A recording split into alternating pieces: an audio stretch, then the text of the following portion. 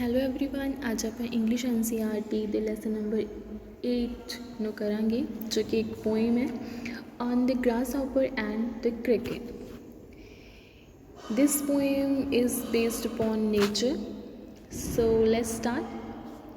And before starting this poem, there is a preface, so let's read it. Unlike the ant and the cricket, page number 21, which tells a story, this is a nature poem.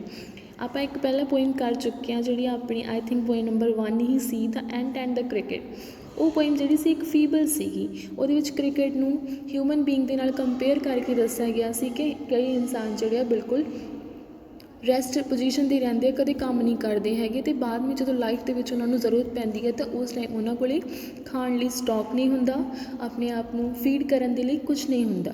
ਲੇਕਿਨ ਜਿਹੜੀ ਇਹ poem ਆ ਇੱਕ nature poem ਹੈ। In it the grasshopper and cricket don't appear as a character in the story, rather they act as symbols. ਇਸ ਵਾਲੀ poem ਦੇ ਵਿੱਚ grasshopper ਅਤੇ ਕ੍ਰਿਕਟ ਜਿਹੜੇ ਨੇ ਉਹ ਕਰੈਕਟਰ ਨਹੀਂ ਹਨ, ਕੀ ਨੇਗੇ? ਸਿੰਬਲਸ ਨੇਗੇ। they are symbols, okay, each suggesting something else. ਦੋਨੋਂ ਜਿਹੜੇ ਆ ਉਹ ਕਿਸੇ ਹੋਰ ਚੀਜ਼ਾਂ ਨੂੰ ਸਿੰਬਲਾਈਜ਼ ਕਰ ਰਹੇ ਆ। ਇਹਦੇ ਵਿੱਚ ਜਿਹੜਾ grasshopper ਆ ਉਹ ਸਮਰ ਨੂੰ ਸਿੰਬਲਾਈਜ਼ ਕਰ ਰਿਹਾ ਹੈ, ਸਮਰ ਸੀਜ਼ਨ ਨੂੰ ਸਿੰਬਲਾਈਜ਼ ਕਰ ਰਿਹਾ ਹੈ, ਜਦੋਂ ਕਿ ਜਿਹੜਾ ਕ੍ਰਿਕਟ ਆ ਉਹ ਵਿੰਟਰ ਸੀਜ਼ਨ ਨੂੰ ਸਿੰਬਲਾਈਜ਼ ਕਰ ਰਿਹਾ। Read the poem and notice how the poetry of earth keep on through summer and winter and in a never ending song. Who sings the song? So ਇਹ poem ਨੂੰ read ਕਰਦੇ ਹਾਂ। ਤਾਂ ਮੈਂ ਪਹਿਲਾਂ ਹੀ ਦੱਸਿਆ ਕਿ ਇੱਕ ਨੇਚਰ ਪੋਇਮ ਹੈ। ਅਰਥ ਦੇ ਉੱਪਰ ਜਿਹੜਾ ਸਮਰ ਵਿੰਟਰਸ ਅਲੱਗ-ਅਲੱਗ ਸੀਜ਼ਨਸ ਆਉਂਦੇ ਨੇਗੇ, ਉਹ ਆਪਾਂ ਨੂੰ ਅਲੱਗ-ਅਲੱਗ ਸੌਂਗ ਸੁਣਾਉਂਦੇ ਰਹਿੰਦੇ ਨੇਗੇ, ਅਤੇ ਆਪਾਂ ਇਹ ਪੋਇਮ ਪੜ੍ਹ ਕੇ ਦੇਖਾਂਗੇ ਕਿ ਉਹ ਸੌਂਗਸ ਆਪਾਂ ਨੂੰ ਕੌਣ ਸੁਣਾ ਰਿਹਾ ਆ। So let's start the poem. The poetry of earth is never end.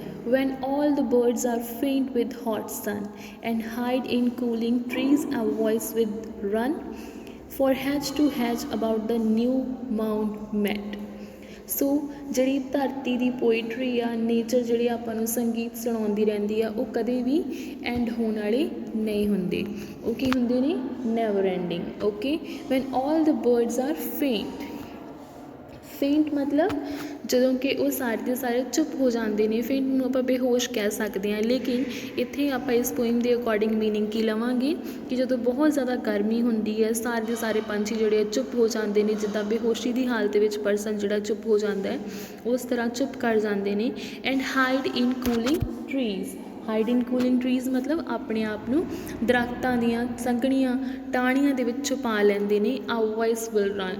ਉਸ ਟਾਈਮ 'ਤੇ ਵੀ ਇੱਕ ਆਵਾਜ਼ ਜਿਹੜੀ ਆ ਉਹ ਗੂੰਜਦੀ ਰਹਿੰਦੀ ਆ। From hedge to hedge about a new mown mead. ਉਸ ਟਾਈਮ ਵੀ ਇੱਕ ਆਵਾਜ਼ ਗੂੰਜ ਰਹਿੰਦੀ ਹੈ। ਹੈਜ ਟੂ ਹੈਜ ਮਤਲਬ ਹੈਜ ਜਿਹੜਾ ਹੁੰਦਾ ਹੈ, ਤੁਸੀਂ ਦੇਖਿਆ ਹੋਣਾ ਗਾਰਡਨ ਦੇ ਬਾਹਰ ਜਿਹੜੀ ਬਾਊਂਡਰੀ ਕੀਤੀ ਹੁੰਦੀ ਆ, ਲੇਕਿਨ ਉਹ ਬਾਊਂਡਰੀ ਜਿਹੜੀ ਆ ਉਹ ਬ੍ਰਿਕਸ ਦੇ ਨਾਲ, ਇੱਟਾਂ ਦੇ ਨਾਲ ਨਹੀਂ ਕੀਤੀ ਹੁੰਦੀ, ਉਹ ਗਾਰਡਨਸ ਦੇ ਨਾਲ, ਗਾਰਡਨ ਦੀਆਂ ਜਿਹੜੀਆਂ ਛੋਟੀਆਂ ਛੋਟੀਆਂ ਪਲਾਂਟਸ, ਜਿਹੜੀਆਂ ਛੋਟੀਆਂ ਛੋਟੀਆਂ ਝਾੜੀਆਂ ਹੁੰਦੀਆਂ, ਉਹਨੂੰ ਯੂਜ਼ ਕਰਕੇ ਬਾਊਂਡਰੀ ਬਣਾਈ ਜਾਂਦੀ ਆ। ਉਹਨੂੰ ਆਪਾਂ ਹੈਜ ਕਹਿੰਦੇ ਹਾਂ। ਕਿ ਜਦੋਂ ਸਾਰੇ ਪੰਛੀ ਜਿਹੜੇ ਆ ਉਹ ਦਰੱਖਤਾਂ ਦੇ ਵਿੱਚ ਛੁਪ ਜਾਂਦੇ ਆ ਆਪਣੇ ਆਪ ਨੂੰ ਇੰਨੀ ਜ਼ਿਆਦਾ ਗਰਮੀ ਤੋਂ ਬਚਾਉਣ ਦੇ ਲਈ, ਉਸ ਟਾਈਮ ਵੀ ਇੱਕ ਆਵਾਜ਼ ਜਿਹੜੀ ਆ ਉਹ ਗੂੰਜਦੀ ਰਹਿੰਦੀ ਹੈ, ਇੱਕ ਸੰਗੀਤ ਆਉਂਦਾ ਰਹਿੰਦਾ ਆ ਹਰੇਕ ਗਾਰਡਨ ਦੇ ਵਿੱਚ। About the new mown mead. New mown mead ਕੀ ਹੁੰਦਾ ਆ? Because his songs gives us warmthness. ਠੀਕ ਹੈ, ਜਿਹੜਾ ਨਿਊ ਗਾਰਡਨ ਕਹਿ ਸਕਦੇ ਹਾਂ ਆਪਾਂ ਨਿਊ ਮਾਊਂਟ ਮੈਡ ਨੂੰ, ਕਿ ਨਿਊ ਗਾਰਡਨ ਜਿਹੜਾ ਆ ਉਹ ਬਣ ਜਾਂਦਾ ਆ ਜਦੋਂ ਇੱਕ ਆਵਾਜ਼ ਜਿਹੜੀ ਆ ਉਹ ਅਲੱਗ-ਅਲੱਗ ਗਾਰਡਨਸ ਦੇ ਵਿੱਚ ਗੂੰਜਦੀ ਰਹਿੰਦੀ ਆ, ਸੇਮ ਆਵਾਜ਼। ਤਾਂ ਇੱਕ ਨਵੀਂ ਜਿਹੜੀ ਆ ਉਹ ਰੁੱਤ ਆ ਜਾਂਦੀ ਹੈ, ਇੱਕ ਨਵਾਂ ਸੰਗੀਤ ਮਿਲਦਾ ਆ ਆਪਾਂ ਨੂੰ। That is the grasshopper and he takes the lead in summer luxury. He has never done with his delights from when tired up with fun. He rests at ease beneath some pleasant wet. ਸੋ ਉਹ ਆਵਾਜ਼ ਕਿਹਦੀ ਹੁੰਦੀ ਆ? Grass hopper ਦੀ। Grass hopper ਨੂੰ ਆਪਾਂ ਪੰਜਾਬੀ 'ਚ ਟਿੱਡਾ ਕਹਿ ਦਿੰਦੇ ਹਾਂ, ਜਿਹੜਾ ਤੁਸੀਂ ਵੀ ਆਮ ਜ਼ਿੰਦਗੀ ਦੇ ਵਿੱਚ ਦੇਖਿਆ ਹੋਏਗਾ। ਹੀ ਟੇਕਸ ਦਾ ਲੀਡ। ਜਦੋਂ ਕਿ ਪੰਛੀ ਆਪਾਂ ਨੂੰ ਸੌਂਗ ਨਹੀਂ ਸੁਣਾਉਂਦੇ, ਉਦੋਂ ਕੌਣ ਲੀਡ ਲੈਂਦਾ, ਕੌਣ ਸਾਹਮਣੇ ਆਉਂਦਾ? ਟਿੱਡਾ ਜਿਹੜਾ ਆ ਉਹ ਸਾਹਮਣੇ ਆਉਂਦਾ ਆ in the summer luxury. Summer luxury means ਜਿਸ ਟਾਈਮ 'ਤੇ ਜਿਹੜਾ ਸਮਰ ਆ, ਗਰਮੀ ਆ ਜਿਹੜੀ ਪੂਰੀ ਪੀਕ 'ਤੇ ਹੁੰਦੀ ਹੈ, ਉਸ ਟਾਈਮ 'ਤੇ ਜਿਹੜਾ ਟਿੱਡਾ ਆ ਉਹ ਸਾਹਮਣੇ ਆਉਂਦਾ ਹੈ, ਉਹ ਉਸ ਟਾਈਮ ਆਪਾਂ ਨੂੰ ਸੰਗੀਤ ਸੁਣਾਉਂਦਾ ਹੈ ਆਪਣੀ ਆਵਾਜ਼ ਦੇ through. He has never done with his delights, ਅਤੇ ਆਪਣੀ ਆਵਾਜ਼ ਦੇ ਨਾਲ ਸਾਨੂੰ ਮਨਮੋਹਿਤ ਕਰਦਾ ਹੋਇਆ ਉਹ ਕਦੇ ਵੀ ਥੱਕਦਾ ਨਹੀਂ ਹੈ, ਆਪਾਂ ਨੂੰ ਡਿਲਾਈਟਸ ਦਿੰਦਾ ਰਹਿੰਦਾ ਆ। For when tired out with fun, ਪਰ ਜਦੋਂ ਉਹ ਥੱਕ ਜਾਂਦਾ ਆ, ਸਾਨੂੰ ਫਨ ਪ੍ਰੋਵਾਈਡ ਕਰਦਾ ਹੋਇਆ, ਸਾਨੂੰ ਮਨਮੋਹਿਤ ਕਰਦਾ ਹੋਇਆ, ਫਿਰ ਉਹ ਰੈਸਟ ਕਿੱਥੇ ਕਰਦਾ ਆ? ਬਿਨੇਥ ਸਮ ਪਲੀਜ਼ੈਂਟ ਵੀਡ।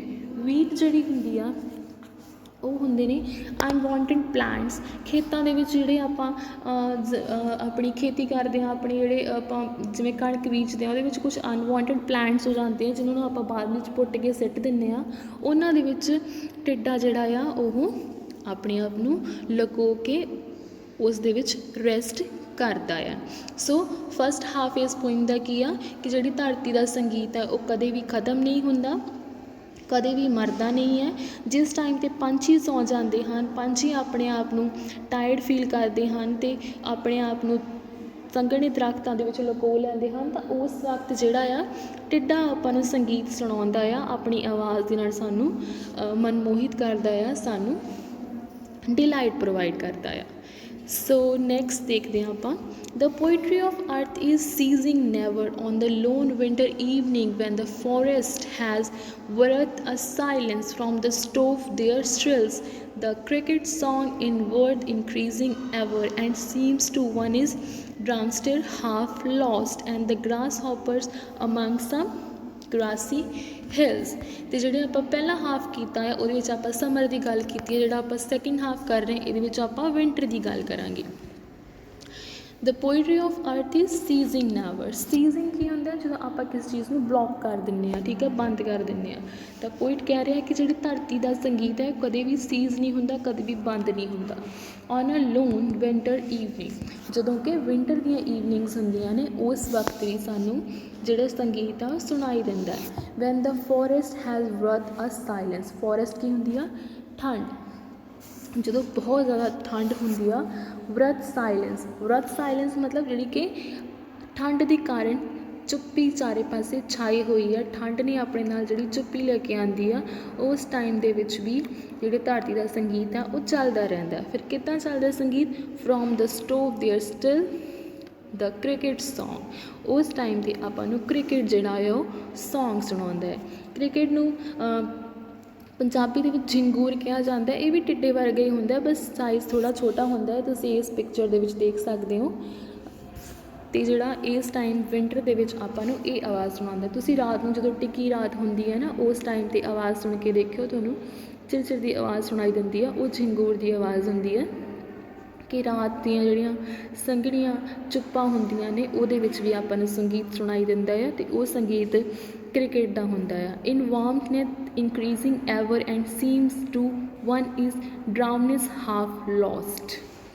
ਅਤੇ ਇਸ ਟਾਈਮ 'ਤੇ ਜਿਹੜੀ ਕ੍ਰਿਕਟ ਹੈ ਉਹ ਆਪਣੇ ਆਪ ਨੂੰ ਗਰਮ ਰੱਖਣ ਦੇ ਲਈ ਸੌਂਗ ਗਾਉਂਦਾ ਹੈ। ਇਹਦਾ ਇੱਕ ਸਾਇੰਟੀਫਿਕ ਫੈਕਟ ਇਹ ਹੈ ਕਿ ਜਿਹੜਾ ਕ੍ਰਿਕਟ ਹੈ ਜਿੰਨਾ ਟਾਈਮ ਆਪਣਾ ਮੂੰਹ ਚਲਾਉਂਦਾ ਰਹਿੰਦਾ, ਆਵਾਜ਼ ਕਰਦਾ ਰਹਿੰਦਾ, ਓਨੀ ਜ਼ਿਆਦਾ ਉਹਨੂੰ ਗਰਮੀ ਮਿਲਦੀ ਹੈ। ਇਸ ਕਰਕੇ ਉਹ ਜ਼ਿਆਦਾ ਟਾਈਮ ਰਾਤ ਨੂੰ ਆਪਣੇ ਆਪ ਨੂੰ ਗਰਮ ਰੱਖਣ ਦੇ ਲਈ ਸੌਂਗ ਗਾਉਂਦਾ ਹੈ, ਆਪਣੀ ਆਵਾਜ਼ ਜਿਹੜੀ ਕੱਢਦਾ ਰਹਿੰਦਾ, ਅਤੇ ਆਪਾਂ ਨੂੰ ਉਹ ਮਿਊਜ਼ੀਕਲ ਟੋਨ ਸੁਣਾਈ ਦਿੰਦੀ ਰਹਿੰਦੀ ਹੈ। ਅਤੇ ਲੋਕ ਜਿਹੜੇ ਹਾਫ ਲੋਸਟ ਹੁੰਦੇ ਨੇ, ਮਤਲਬ ਕਿ ਡੋਜ਼ ਕਰ ਰਹੇ ਹੁੰਦੇ ਨੇ, ਰਾਤ ਨੂੰ ਸੌ ਰਹੇ ਹੁੰਦੇ ਨੇਗੇ, ਅਤੇ ਉਹਨਾਂ ਲਈ ਉਸ ਟਾਈਮ ਉਹ ਲੋਰੀ ਦਾ ਕੰਮ ਕਰਦਾ ਹੈ। ਅਤੇ ਲੋਕਾਂ ਨੂੰ ਲੱਗਦਾ ਹੈ ਕਿ ਜਿੱਦਾਂ ਗਰਮੀਆਂ ਦੇ ਵਿੱਚ ਗ੍ਰਾਸ ਹੌਪਰ ਹੁੰਦਾ ਸੀ, ਉਹੀ ਜਿਹੜਾ ਹੈ ਉਹ ਵਾਪਸ ਆ ਗਿਆ ਹੈ ਆਪਣੀ ਗ੍ਰਾਸੀ ਹਿਲਸ ਦੇ ਵਿੱਚੋਂ ਨਿਕਲ ਕੇ, ਅਤੇ ਸਾਨੂੰ ਦੁਬਾਰਾ ਤੋਂ ਸੰਗੀਤ ਸੁਣਾਉਣ ਦੇ ਲਈ।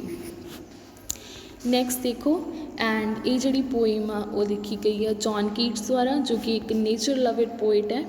ਉਹਨੇ ਬਹੁਤ ਸਾਰੀਆਂ ਨੇਚਰ ਦੀਆਂ ਪੋਇਮਸ ਲਿਖੀਆਂ ਨੇ। ਨੈਕਸਟ ਇਹਦੀ ਆਪਾਂ ਸਮਰੀ ਦੇਖ ਲੈਂਦੇ ਹਾਂ ਪੋਇਮ ਦੀ। It is a symbolic poem in which the grasshopper is a symbol of hot summer and the cricket is of very cold winter. ਇੱਕ ਸਿੰਬੋਲਿਕ ਪੋਇਮ ਹੈ, ਤੁਹਾਨੂੰ ਮੈਂ ਪਹਿਲਾਂ ਹੀ ਦੱਸਿਆ ਸਟਾਰਟਿੰਗ ਦੇ ਵਿੱਚ ਹੀ ਕਿ ਇੱਕ ਸਿੰਬੋਲਿਕ ਪੋਇਮ ਹੈ, ਅਤੇ ਜਿਹਦੇ ਵਿੱਚ ਜਿਹੜਾ ਗ੍ਰਾਸ ਹੌਪਰ ਹੈ ਉਹ ਹੌਟ ਸਮਰ ਦਾ ਸਿੰਬਲ ਹੈ, ਅਤੇ ਜਿਹੜਾ ਕ੍ਰਿਕਟ ਆ ਉਹ cold winter the. Every poet has been attract towards the beauty of nature. John Keats is no exception of this and find nature beautiful in all season, not excluding the hot and cold seasons. ਅਤੇ ਜਿਹੜਾ ਹਰੇਕ poet ਜਿਹੜਾ ਉਹ nature ਦੀ beauty ਤੋਂ ਪਰਾਂ ਨਹੀਂ ਰਹਿ ਸਕਿਆ, ਉਸੇ ਤਰ੍ਹਾਂ ਜੌਨ ਕੀਟਸ ਵੀ ਹੈ ਜਿਹੜਾ ਆਪਣੇ ਆਪ ਨੂੰ ਨੇਚਰ ਦੀ ਖੂਬਸੂਰਤੀ ਨੂੰ ਬਿਆਨ ਕਰਨ ਤੋਂ ਵਾਂਝਾ ਨਾ ਰੱਖਦੇ ਹੋਏ ਗਰਮੀਆਂ ਅਤੇ ਸਰਦੀਆਂ ਦੇ ਸੀਜ਼ਨ ਨੂੰ ਬਹੁਤ ਹੀ ਚੰਗੀ ਤਰ੍ਹਾਂ ਇਸ ਪੋਇਮ ਦੇ ਥਰੂ ਡਿਫਾਈਨ ਕਰ ਰਿਹਾ। He says that earth is always singing, ਉਹ ਕਹਿ ਰਿਹਾ ਕਿ ਜਿਹੜੀ ਧਰਤੀ ਹੈ ਉਹ ਹਮੇਸ਼ਾ ਸੰਗੀਤ ਗੁਣਗੁਣਾਉਂਦੀ ਰਹਿੰਦੀ ਹੈ। When the bird stop singing in the hot summer, finding cool place we find grasshoppers singing and flying from hedge. He sings tirelessly and when tired rests beneath some wheel.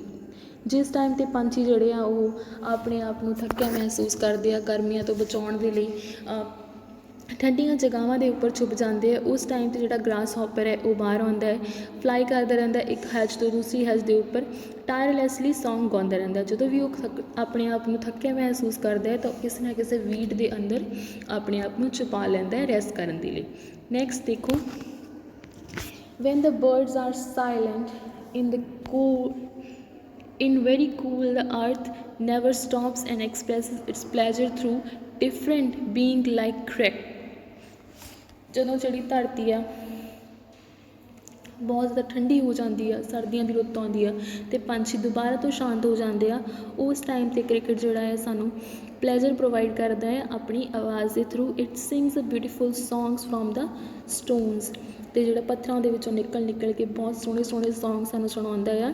It seems to be increasing in warmth every moment and half a sleeps human being feels it to be a grasshopper song coming from grassy hills, ਅਤੇ ਸਾਨੂੰ song ਸੁਣਾਉਂਦਾ ਰਹਿੰਦਾ ਅਤੇ ਆਪਣੇ ਆਪ ਨੂੰ warm ਰੱਖਦਾ ਹੈ। ਅਤੇ ਜਿਹੜੇ ਅੱਧੇ ਸੁੱਤੇ ਹੋਏ ਲੋਕ ਹੁੰਦੇ ਆ ਉਹਨਾਂ ਨੂੰ ਲੱਗਦਾ ਹੈ ਕਿ ਇਹ ਜਿਹੜਾ ਘਾਹ ਦਾ ਟਿੱਡਾ ਵਾਪਸ ਆ ਗਿਆ ਹੈ, ਉਹਨਾਂ ਨੂੰ ਨਹੀਂ ਪਤਾ ਹੁੰਦਾ ਕਿ ਕ੍ਰਿਕਟ ਹੈ, ਉਹਨਾਂ ਨੂੰ ਲੱਗਦਾ ਕਿ ਘਾਹ ਦਾ ਟਿੱਡਾ ਵਾਪਸ ਆ ਗਿਆ, ਮਤਲਬ ਕਿ ਰਾਤ ਦੇ ਟਾਈਮ ਜਦੋਂ ਆਪਣੇ ਆਪ ਨੂੰ ਉਹ ਵੀ ਥੋੜ੍ਹਾ ਗਰਮਾਹਟ ਫੀਲ ਕਰਦੇ ਨੇ।